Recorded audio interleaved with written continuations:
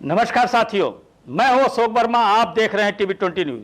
देश और प्रदेश की खबरें देखने के लिए बने रहिए हमारे साथ। इस खबर के प्रायोजक हैं Purvanchal machinery agencies, Barma tower, Narauli, Tanishq showroom के नीचे, आजमगढ़।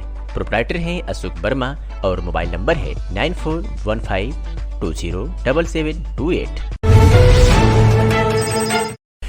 आजमगढ़ जनपद के बिलरियागंज थाना क्षेत्र से खबर है, जहां पुलिस अधीक्षक अनुराग यार के नेतृत्व में चलाए जा रहे धरपकड़ अभियान के तहत अपराध पर लगाम लगाने के तहत आज बिलरियागंज पुलिस ने किशोरी को अगवा कर दुष्कर्म करने वाले अभियुक्त को गिरफ्तार करने में सफलता हासिल की। घटना है 16 जून 2023 की, जहां एक पीड़ित परिवार बिलरियागंज थाने पर जाकर के लिखित तहरीर देता है कि विपक्षी रेखा पत्नी हरिश्चंद्र और रेखा के देवर हरिकिशन पुत्र लालसा ने उसकी नाबालिग लड़की को बहला फुसलाकर अपने घर बुलाया और रेखा ने अपने भाई अजय राजभर पुत्र हरिंद्र राजभर ग्राम टाड़ी थाना जहानागंज जनपद आजमगढ़ के साथ में लड़की को कहीं भगवा दिया, जिसके संबंध में मुकदमा पंजीकृत किया गया, जिसमें पीड़िता की बरामदगी की गई और फिर बाद में उसकी पीड़िता के बयान के अंतर्गत 164 धारा की बढ़ोतरी किया गया। उसके बाद पॉक्सो एक्ट की वृद्धि की गई। आज पुलिस ने उस मामले में जो अभियुक्त अजय राजभर था उसे गिरफ्तार करने में सफलता हासिल की है। आजमगढ़ जनपद से खबर है, जहां पुलिस अधीक्षक अनुराग यार के नेतृत्व में जनपद में अपराधियों पर लगाम चलाए जा रहे अभियान के तहत आज बरदह पुलिस ने बड़ी सफलता हासिल करते हुए किशोरी को अगवा करके दुष्कर्म करने वाले आरोपी को गिरफ्तार कर लिया है। बता दें कि घटना है 30 जून की, जहां थाने पर पीड़ित द्वारा थाने स्थानीय पर शिकायत की गई कि जो हमारी नाबालिग पुत्री को बहला फुसलाकर भगा ले गया है।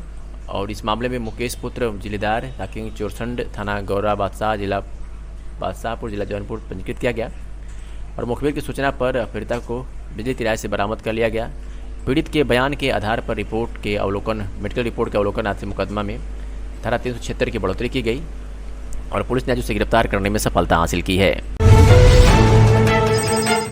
आजमगढ़ जनपद में प्रदेश सरकार द्वारा पिछले दिनों वन विभाग के माध्यम से सारस पक्षी गणना कराने के समय जिले में कार्यरत वन कर्मियों द्वारा ताल तलैट की खौफ सानी गई, लेकिन सारस पक्षी के दर्शन भी नहीं मिले। इसके बाद वन विभाग द्वारा जनपद को सारस पक्षी विहीन होने की रिपोर्ट शासन को भेज दी गई। तभी बुधवार को अचानक जिले के सगड़ी तहसील गाँव के कप्सा में पहुंचे मेहमान परिंदे सारस को देखने के लिए ग्रामीणों की भीड़ उमड़ पड़ी। सुबह सवेरे खेत में कुत्तों से घिरे सारस को बचाने के लिए कप्सा गांव के सुनील दुबे टिल्लू ने काफी मशक्कत का सामना करना पड़ा। आफत में फंसी जान को बचाने वाले टिल्लू को देखते ही विशालकाय सारस पक्षी ने देवदूत मान अपना दोस्त बना लिया। इतना ही नहीं, यह मेहमान पक्षी घर की ओर रुख किए टिल्लू के पीछे पीछे चल दिए। यह खबर जैसे ही गाँव वालों को पता चली कि टिल्लू के दरवाजे पर गाँव के लोगों की भीड़ जमा हो गई, क्षेत्र में इस विशालकाय पक्षी की पहुंचने की खबर फैली और तमाम क्षेत्रवासी सजूबे दृश्य को देखने के लिए कप्सा गाँव पहुंच गए। मेहमान परिंदा अपनी जान बचाने वाले सुनील के साथ चहलकदमी कर रहा है और उसके साथ सेल्फी खींचने वाले युवाओं की भीड़ लगी हुई है। बताते हैं कि जिला मुख्यालय से लगभग 16 किलोमीटर दूर मांदुरी एयरपोर्ट क्षेत्र में स्थित कप्सा ग्राम निवासी स्वर्गीय सूबेदार दिव्य पुत्र सुनील परिवार की आजीविका चलाने के लिए खेती बाड़ी का कार्य करते थे, वहीं पर उनसे ये मिला था। उसके बाद 112 नंबर पुलिस में सीमत में तैनात पुलिसकर्मी इस पक्षी के बारे में फोन पर संबंधित लोगों को जानकारी दी और सारस के दोस्त बन चुके सुनील को वन विभाग के लोगों के पहुंचने तक उसकी देखभाल करने की जिम्मेदारी शौक वापस लौट गई। अब इस बेजुबान पक्षी की देखभाल में जुटे सुनील वन विभाग के लोगों के आने का इंतजार किया गया। आने के बाद सौंप दिया गया है। क्षेत्र के ग्राम कप्सा में सारस पक्षी आ गया था, तो हमारे गांव के कप्सा के जो है कि सुनील दुबे और टिल्लू जी के 7 पक्षी सुबह से ही उनका साथ नहीं छोड़ रहा था। मालूम पड़ा था एक उनसे उस पक्षी का प्रेम हो गया। जहाँ जाते थे वो तहाँ वो पक्षी जाता था, कहीं भी खेत जाते थे साथ साथ जा रहा था। तो इसमें अभी 100 नंबर पुलिस और वन विभाग के लोग आए हैं, सारस पक्षी को उठा के ले गए हैं। और बहुत अभी गणना भी हो रही थी पक्षी की हमारे हर जगह पे, तो अभी वन विभाग के लोग ले गए हैं, तो हम लोग उनको सौंप दिए हैं कि ये सुरक्षित जगह पे रहे सारस और अच्छी जगह पे रहे।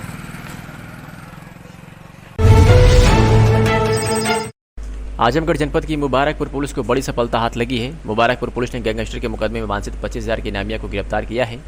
बता दें कि 28 मई 2023 को वादी मुकदमा प्रभारी निरीक्षक मुबारकपुर राजेश कुमार द्वारा अभियुक्त अबू ओसामा उर्फ अबू शहमा पुत्र अब्दुल वली साकिन इस्लामपुरा थाना मुबारकपुर जनपद आजमगढ़ व मोहम्मद आलम पुत्र मोहम्मद जुम्मन निवासी सलारपुर थाना मुबारकपुर जनपद आजमगढ़ का एक सुसंगठित गैंग है। गैंग का मुखिया अहमद जमाल उपरोक्त है, जो गैंग का संचालन खुद करता है। इस गैंग द्वारा अपने व अपने साथियों के तथा परिवारजन के भौतिक व आर्थिक दुनियावी लाभ हेतु गैंग द्वारा चोरी किया जाता है। जिलाधिकारी आजमगढ़ की गैंग चार्ट अनुमोदित कराया गया, जिसके आधार पर थाना स्थान में मुकदमा पंजीकृत किया गया और पुलिस ने आज उसे गिरफ्तार करने में सफलता हासिल किया है। मौत कब और कैसे आए कि इस बात से अनभिज्ञ 3 मासूम बच्चे और एक अधेड़ उम्र महिला मंगलवार को देर शाम कुदरत के कहर का शिकार हो गए।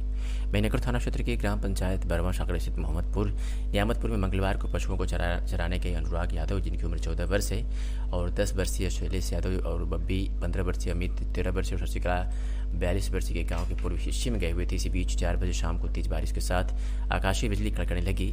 चारों जान बचाने के लिए पास बने ट्यूबवेल में छुपने गए थे, जहां आकाशीय बिजली के शिकार हो गए। शशिकला सहित अनुराग, अमन और शैलेश यादव ने मौके पर ही दम तोड़ दिया, जबकि अमित एक निजी अस्पताल में इलाज करा रहा है। मौके पर पहुंचे पुलिस और प्रशासन के लोगों ने आवश्यक कार्रवाई के बाद शव को जिला अस्पताल पोस्टमार्टम के लिए भेज दिया। मंगलवार को मोहम्मदपुर नियामत के लिए काली रात बन गई। बुधवार को गांव के लोग चारों शवों के पोस्टमार्टम के लिए जिला अस्पताल हुए थे, जबकि सूचना पर अगल बगल के गांव के साथ मृतकों के रिश्तेदारों का तांता लगा रहा। वही मासूम बच्चों की असामयिक मृत्यु से जहां पूरा क्षेत्र मरमाहा था, वहीं माओं के चित्कार से उपस्थित लोगों का कलेजा मुंह को आता था। दूसरे दिन भी गांव में चूल्हे नहीं चले। पोस्टमार्टम के बाद चारों शवों को गांव के श्मशान में दफनाए जाते समय उपस्थित लोगों की आंखें में परबस आंसू आ रहे थे। आज आजमगढ़ पूर्वांचल जन मोर्चा के नेतृत्व में कलेक्ट्रेट कचहरी स्थित रिक्शा स्टैंड पर देश के गौरवशाली पद्म भूषण से सम्मानित गरीबवंशी शोषितों के मसीहा का 77वां जयंती समारोह जन क्रांति दिवस के रूप में धूमधाम से मनाया गया। उनके चित्र पर माल्यार्पण एवं दीप प्रज्वलित कर पुष्प अर्पित किया गया। इस कार्यक्रम में बीच में जिलाधिकारी द्वारा देश के प्रधानमंत्री एवं महामहिम राष्ट्रपति के नाम से संबोधित 7 सूत्रीय मांग पत्र शिल्पकार के नेतृत्व में सौंपा गया। कार्यक्रम की अध्यक्षता राजेश विश्वकर्मा, राज्य जिला मंत्री भाजपा एवं संचालन चंद्रवी गौतम ने किया।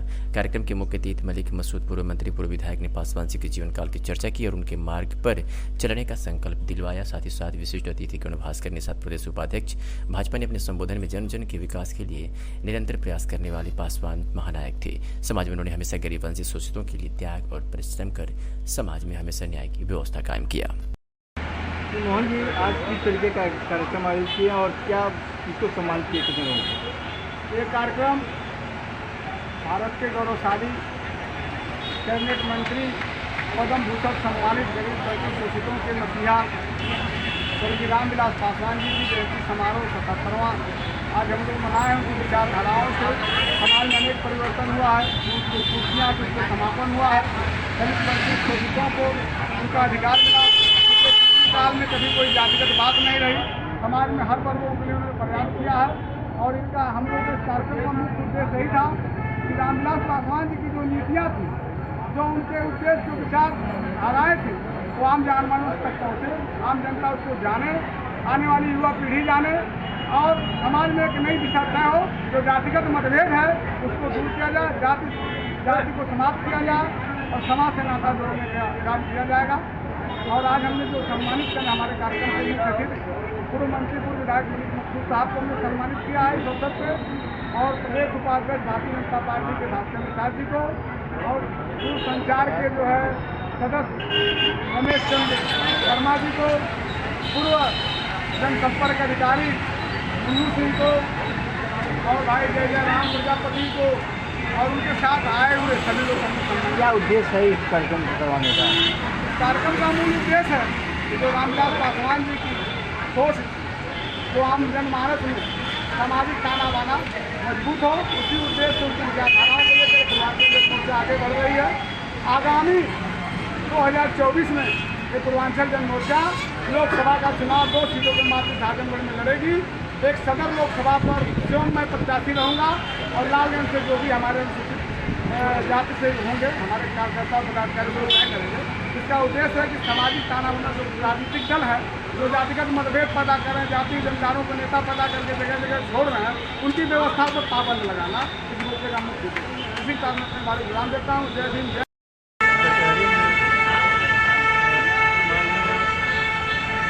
रामविलास पासवान जी की जयंती के अवसर पर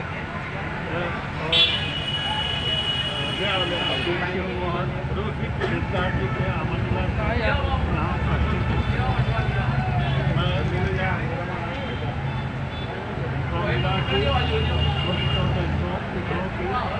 आवाज़ से और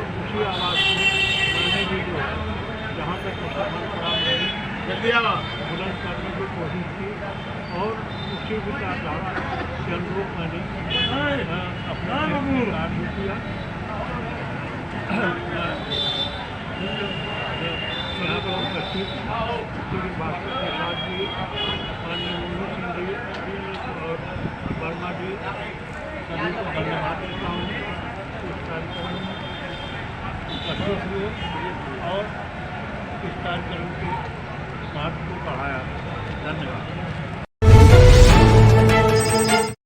आजमगढ़ शहर की पुरानी कोतवाली से दलाल घाट तक जाने वाले मार्ग को छोड़ दिया जाए तो सभी सड़कें चकाचक हैं। इस सड़क के लिए चुनाव में के समय में स्थानीय निवासियों ने रोड नहीं तो वोट नहीं का नारा भी दिया था, जिसके बाद तमाम नेता और जनप्रतिनिधि जनता के बीच गए और सड़क की जल्द निर्माण की बात भी कही थी। लेकिन चुनाव बीत जाने के बाद वियुक्त मार्ग अपनी दुर्दशा पर हुए आंसू बहा रहा है। स्थानीय निवासियों ने बताया कि यह काफी व्यस्ततम सड़क है, जहाँ स्कूली बच्चों, गर्भवती महिलाओं और बुजुर्गों का आना जाना लगा रहता है। सड़क क्षतिग्रस्त होने के कारण आए दिन लोग गिर जाते हैं। ई रिक्शा ऑटो भी पलटता है। कई बार शिकायत की गई, लेकिन जिला प्रशासन इस तरफ कोई ध्यान नहीं दे रहा है। स्थानीय लोगों ने जल्द से जल्द सड़क की मरम्मत की मांग की है। क्या नाम है? मनीष कुमार। अच्छा, रोड कहाँ से कहाँ तक खराब, कब से खराब है? रोड तो भैया विगत 3-4 साल समझ लीजिए खराब है। अब दलाल घाट से लगा के पुरानी कोतवाली तक तो ऐसा खराब है कि पूछिए मत। और शहर की लगभग सारी रोडें बन गई, लेकिन ये पता नहीं क्यों क्या मैटर है कि ये आज तक हाथ नहीं लगा इस पर। और आप चल के देख लीजिए, पैदल चल लीजिए, चाहे रिक्शे से चल लीजिए, चाहे साइकिल से चल लीजिए, गिरना अनिवार्य है इस रोड पे। ना गिरे तो फिर कोई मतलब नहीं है इस रोड पे चलने का। क्या चाहते हैं इसमें? अब चाहते क्या है, चुनाव के समय भी विरोध किया गया, कोई सुनवाई नहीं। नेता लोग आए कि यहाँ बन जाएगा, फिर आज तक अभी तक कोई सुनवाई नहीं। बस यही चाहते कि भाई रोड बन जाए कायदे से, क्योंकि भाई इस रोड पे स्कूली बच्चे आते जाते हैं, गर्भवती महिलाएं आती जाती हैं। कितने लोग तो गिर गए, हम लोग के सामने ठेला खुमची वाले गिर जाते हैं, सामान गिर जाता है, नुकसान हो जाता है। यही सब है।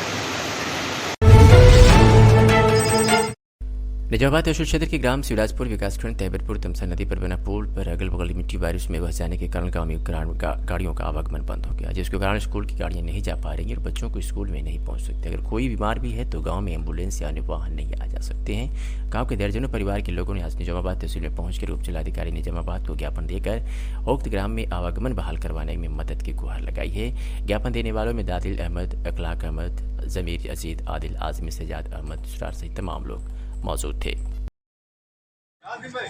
क्या नाम आपका है? हमारा नाम है लाडिल शेख हिसामुद्दीन, हमारा नाम है। शिवराजपुर के हम रहने वाले हैं। हमारा जो है रास्ता जो बह गया है, बार बार बह जा रहा है, सन 2005 से बह रहा। और हम जो है उप जिला अधिकारी को दिए, क्या नाम है, ज्ञापन, और फिर उसके बाद जो है जिला अधिकारी को दिए और विधायक जी को दिए और ये संगीता आज़ाद को भी दिए। इससे पहले बसपा से जो थे उनको भी दिए, मगर हमारा कोई काम हासिल नहीं हो रहा है। यानी तमसा नदी पे बने पुल का अप्रोच जो है कि इस बारिश में बह गया है। बारिश में बह गया है और बार बार यही बह रहा है। सन 2005 से बह रहा है। तो आप क्या चाहते हैं? ये हमको बनवाना चाहते हैं, हम जो है हमारा बन जाए। हमारे बच्चों की पढ़ाई का जो है नुकसान हो रहा है, हमारे बच्चों का भविष्य नुकसान हो रहा है, और जो है लोगों की मार्केट और पर बाजार और जो इलाज के लिए तमाम तरीके से हमको परेशानी है। तो निजामाबाद तहसील पे आप लोग किस लिए आए हैं? हम लोग उप जिला अधिकारी को ये ज्ञापन देने के लिए आए हैं कि हमारा जल्द से जल्द काम हो जाए, हमारा रास्ता बन जाए और हमको रास्ते से संतुष्ट हो जाए। हमारे बच्चे पढ़े लिखे, हमारे जो है दुकानदार वो अपने मौके पे अपनी टाइम से पहुंच जाएं और इलाज के लिए हम लोग टाइम से पहुंच जाएं। बस हम यही चाहते हैं। आजमगढ़ की जनपद के अतरौलिया से खबर है, जहां थाना क्षेत्र के खानपुर फतेह गांव निवासी स्वजपुत्र पतिराज जो 42 वर्षीय है, जो आज सुबह लगभग 11:30 बजे अपने घर में दरवाजा बंद कर 6 वर्षीय तथा 8 वर्षीय अपने 2 पुत्रों के साथ जहर का सेवन कर लिया। स्थानीय लोगों ने इसकी सूचना सूरज की मां को दिया, जो धान के खेत में मजदूरी कर रही थी। मां के घर पहुंचने पर दरवाजे को किस तरह खोला गया तो सूरज और उसके 2 बच्चे बेसुध अवस्था में पड़े थे, जिसकी सूचना परिजनों ने बगल के ही निवासी राणा लाखन सिंह को दी और तत्काल उसे उपचार के लिए नजदीकी सबसे अस्पताल पहुंचाया, जहां पर डॉक्टरों ने सूरज और उसके 2 बेटों की हालत गंभीर देखकर उसे जिला अस्पताल के लिए रेफर कर दिया। जहर के शिकार सूरज की मां धनपति ने बताया कि सूरज की शादी मुखलिसपुर गांव निवासी शकुंतला के साथ हुई थी, जो खिचड़ी के समय से ही अपने मायके में रह रही थी। सूरज बराबर उससे मिलने आता जाता रहता था। इधर 20 दिनों से वह मुखलिसपुर में ही रुका था। आज सुबह लगभग 9 बजे अपने दोनों बच्चों को लेकर घर आया और अंदर से कमरा बंद कर दोनों बच्चों के साथ जहर का सेवन कर लिया, जिसको डॉक्टरों ने जिला अस्पताल के लिए रेफर कर दिया। समाचार लिखे जाने तक घटना का कारण अभी अज्ञात है। आइए सुनाते हैं कि सूरज की मां धनपति देवी और डॉक्टर संतोष वर्मा ने क्या कुछ कहा। डॉक्टर साहब, आज केस आया था, एक जेंट्स था, 2 बच्चे थे, क्या था मामला, कैसे था, क्या स्थिति है उनकी? परिजन के बस बताने के हिसाब से उसने जो है 42 साल का सूरज नाम का व्यक्ति था और अपने एक बच्चा एक बच्ची शिवानी और सत्यम को भी जहर खिलाया था। उनके हिसाब से सल्फास खाया था और खुद खाया और अपने दोनों बच्चों को खिलाया। जो आया हुआ है, हालत अभी तो ठीक थी लेकिन गंभीर हो सकती है, उन्हें सदर भेजा गया है। क्या बच्चे की क्या स्थिति है? दोनों बच्चों का तो अभी सही स्थिति है। हाँ, मतलब आदमी को रिफर आजमगढ़ किया गया? हाँ, आजमगढ़ रिफर किया गया है, वहाँ गैस्ट्रिक लवाज वगैरह करवा के। ठीक है।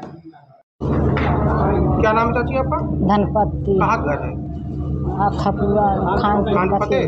कैसे आपका लड़का और आपके पोते लोग जहर खाए हैं, कैसे खाए हैं, इसके बारे में? आप उन्हें से भैया खैला है। हाँ, क्या ना घरे हमारे राल चिड़ई का पूतना।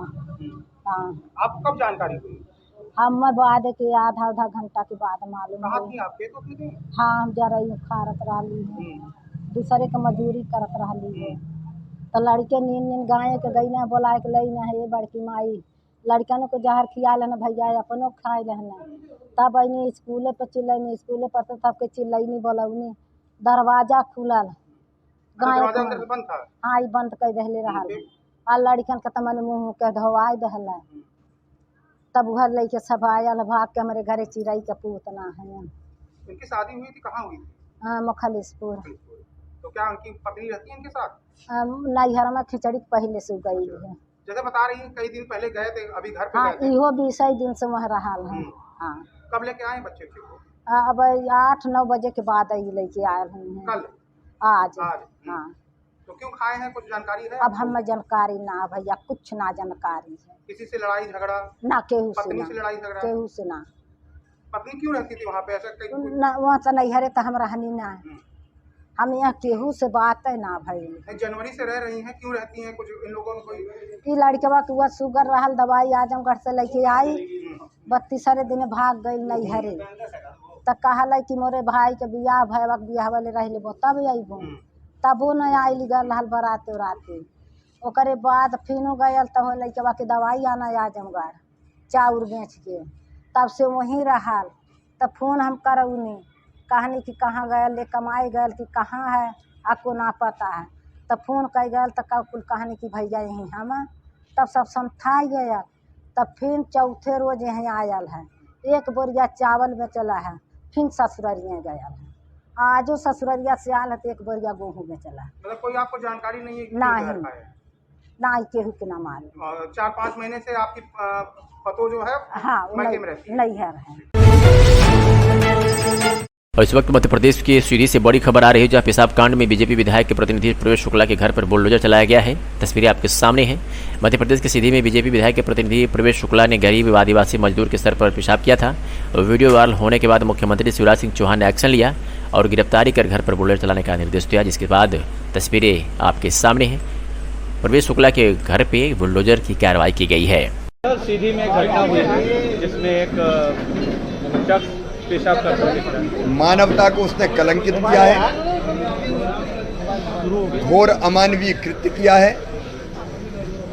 ऐसा अपराध जिसके लिए कठोरतम सजा, कठोरतम शब्द भी कम पड़ता है, लेकिन मैंने निर्देश दिए कि कठोरतम सजा दी जाए, कड़ी से कड़ी कार्रवाई की जाए। ऐसी कार्रवाई जो उदाहरण बने, हम उसको किसी भी कीमत पर छोड़ेंगे नहीं। अपराधी की ना तो कोई जाति होती है, ना कोई धर्म होता है और ना कोई पार्टी होती है। अपराधी केवल अपराधी है, उसे सजा भुगतनी पड़ेगी।